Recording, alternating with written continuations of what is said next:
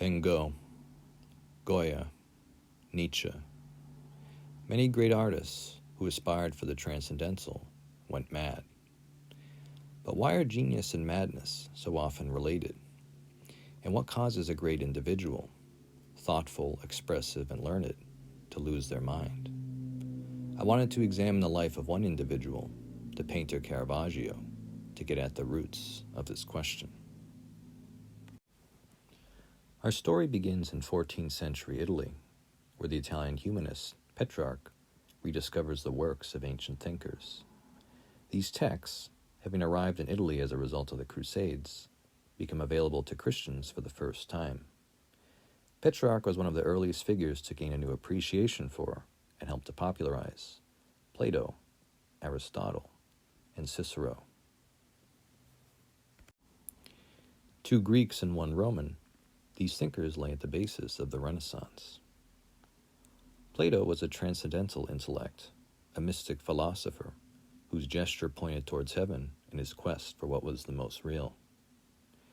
Aristotle was a solidly grounded skeptic, a natural philosopher concerned with the here and now. He wanted to improve human life in this world, the reality we lived in. Finally, Cicero was a great orator and humanist, an author on language, happiness, and virtue. He was famed for his principled defenses of civic virtue and for his support for the Roman Republic in its dying days. The rediscovery of these thinkers ignited a transformation in Western thought. The two Greek thinkers being the most influential, Plato caused his acolytes to look heavenward toward the world of the forms or ideas in search of truth, while Aristotle encouraged the scientific to embrace innovation and progress in man's effort to gain dominion over the natural world. In addition to these thinkers, other developments contributed to the Renaissance. The development of oil painting, usually attributed to Van Eyck in the Low Countries, allowed painters to express themselves in a new and profound way.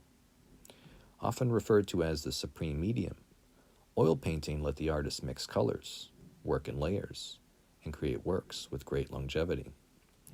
Oil painting let the artist work in rich color, rewarded brushwork, and create works of considerable realism and luminosity. A final development, a new technology called the camera obscura, allowed painters to project images of their models, allowing them to sketch with complete accuracy. Referred to in Da Vinci's notebooks, this technology played a key role in the development of photorealism. Society having grown richer since the Middle Ages, painters were able to find patrons who could finance them to do their trade full-time. In the wealthy city-states of Italy, like Florence and Venice, merchants and princes became patrons of the arts. The wealthy church, its coffers filled by pious donations, also became a major sponsor of the arts, viewing its commissions as a way to show its power and to express the truths of the Bible.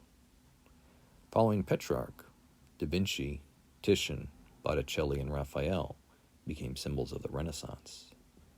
Among these great minds was the master of tenebrism, the expert use of light and shadow, Caravaggio. Flesh, body, injury, no redemption. These are the themes of Caravaggio's paintings, visible in all his works. Caravaggio left no writings behind. As you might think, due to this, we have no insight into his character. But you can see the soul of an artist in their art. And if we look at what he did leave behind, his images, we can see what he valued and how he viewed the world. When we study Caravaggio's paintings, we see someone living in a world instilled with religion, with the Catholic Church, but struggling to accept its basic principles. We can see a conflicted, tortured individual, filled with guilt, haunted by the legacy of a crime he committed and escaped justice for. We can see someone obsessed with the idea of punishment, of retribution, whether divine or natural. We see someone engaged constantly with the world of the metaphysical, but skeptical on a fundamental level that it was real. Take a look at this picture. It's a good place to start. Look at how Caravaggio draws fruit. To me, I see a painstaking attention to detail, the extreme investment spent on rendering the grapes. There's something uniquely Caravaggio about the grapes, something that exemplifies his character and his style. There is realism, but then there's the way Caravaggio renders realism. What I mean by this is he takes the flesh and amplifies it. Somehow he makes the flesh seem greater, more visceral than it is in the actual world. When he does this, he emphasizes the terrible mortality of anything that has flesh. Anything with flesh is passable, perishable. It's this grappling with the flesh as a finite and mortal thing that makes Caravaggio's art unique. What would you do if you were irreligious, believed in nothing, yet worked for patrons who were Christian? What if they only commissioned you to make biblical scenes when you had no interest in the Bible? Would you paint what they wanted? Would you be able to conceal your disbelief? Or would your own skepticism come out in your paintings? Would your works themselves reveal your impiety, denying the redemptive side of Christianity, while at the same time affirming the truth of the crucible, the cut, the cross? This was Caravaggio, a profane man in a spiritual world, forced to make religious art as a part of his profession. If we look at his painting of the disbelief of Thomas, we can see the characteristic flesh that defines his work. This was not a spiritual resurrection, a return of Christ in another worldly body, but an unambiguous return from the dead. With Caravaggio, we, the impious, approach Christ with the same skepticism as Thomas. Indeed, without empirical evidence, why would you ever think someone could return from the dead? From this painting alone, we can get a sense of Caravaggio's religion. Not a Christianity of myth and spirit, but of flesh and body, a religion which needed to prove its truth in the physical. Famous for the style of chiaroscuro, stark lights and shadows exemplify Caravaggio's works and make up his trademark. Yet how Caravaggio uses shadow is unique. He does not use it to emphasize the power of light, of how light can maintain itself in the darkness, but to show how darkness shrouds and conceals us, even overpowering divine figures. This image by Baglione, called Divine Love Conquering Earthly Love, shows a spiritual way of using chiaroscuro.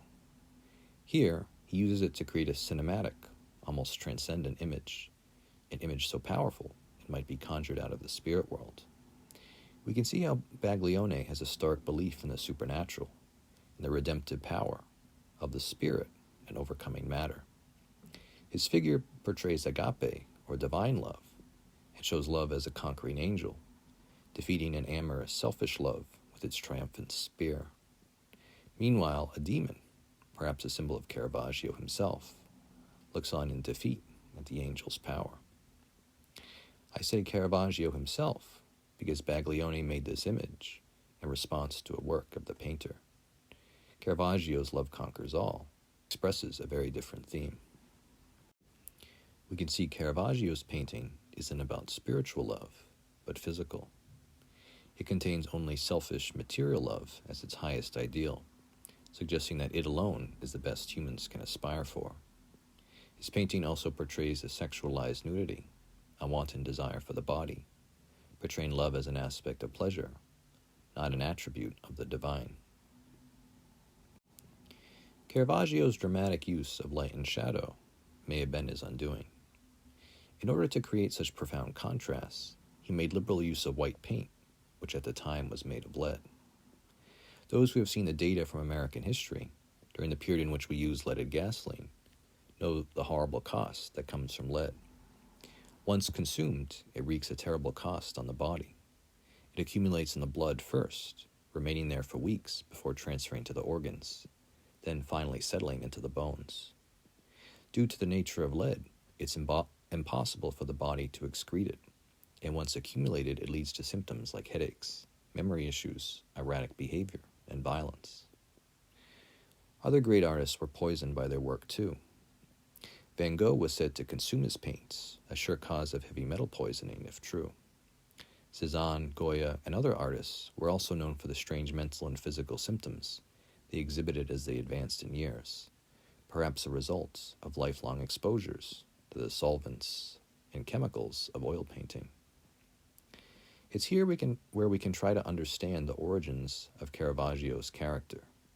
As he entered his 20s and became a professional artist, and was likely exposed to more ambient lead, his personality became increasingly volatile.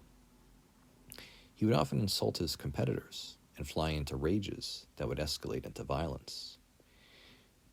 We can understand here, also, why violence was such a key theme in his work, given it was such an innate part of his daily experience. We know a lot about Caravaggio through his court documents. We know he would develop awful rivalries with others and was charged repeatedly with defamation or assault. He was charged with carrying a sword illegally, and one story claims he used it to attack an early rival in Milan, forcing him to flee Venice and then Rome in search of work. The painter is recorded as having attacked a notary with his weapon, giving him a severe head injury. On another occasion, he's recorded as attacking a police officer, and on another, throwing stones at his competitors.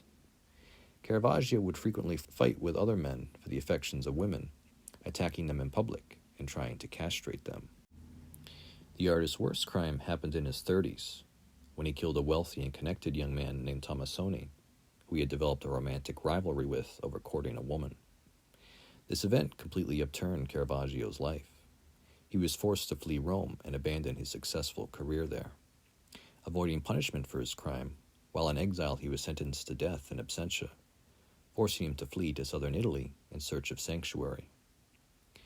In Rome, his sentence was death by beheading, and from this we can see the source of his fascination with cutting and decapitation, a recurring theme in his art.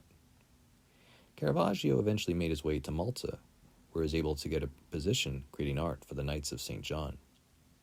He did this in relative security for years, and could have remained in this new post long term, but his unstable personality undid him again. In a dispute, he attacked a high-ranking knight of the Order of Malta, which was an extremely serious crime. While previous patrons had shielded him from the consequences of his actions in his youth, the knights had no patience for him. They fired him, imprisoned him, and finally expelled him from the island for the assault. Forced to start life over once again in Sicily, Caravaggio moved from patron to patron and hoped he could one day return to Rome under the grace of a papal pardon. In his last year of life in 1610, he traveled north to Florence in the hope of receiving a pardon, before dying suddenly in mysterious circumstances. While the causes of his death remain unclear, one theory is that the relatives of Tomassoni, who hated him and hunted him for years, at last tracked him down and killed him in an act of revenge. In the past, artists would insert themselves into their works, like Velázquez did in this one he made for the Spanish court. By doing this, they ensured their image would survive as a part of their legacy. Caravaggio did this too, and, most interesting for us, is how he chose to portray himself. Here in David and Goliath, Caravaggio paints himself as the head of the severed giant, felled by the youthful and moral hero. This portrayal gives us a great insight into how Caravaggio perceived himself. Having committed the mortal sin of murder, we can see the deeply internalized guilt of the artist and the strain this left on his unconscious. It's clear Caravaggio felt deep feelings of worthlessness and that he was monstrous and beyond redemption, a villain who needed to be put down. Having spent some time on his character and life, let's look at Caravaggio's works and try to analyze their meaning. This painting of Judith beheading Holofernes shows Caravaggio's fascination with the subject of decapitation. Using the same visceral flesh of his other works, he emphasizes the mortality of the Assyrian general, sinful and villainous, while portraying Judith as impeccable, gracious, and beautiful. Like a person wouldn't want to dirty themselves through contamination, she tries to stand apart as she does the unpleasant business of removing his head. This painting of Christ calling Matthew gives us some insight into the painter's relationship with religion.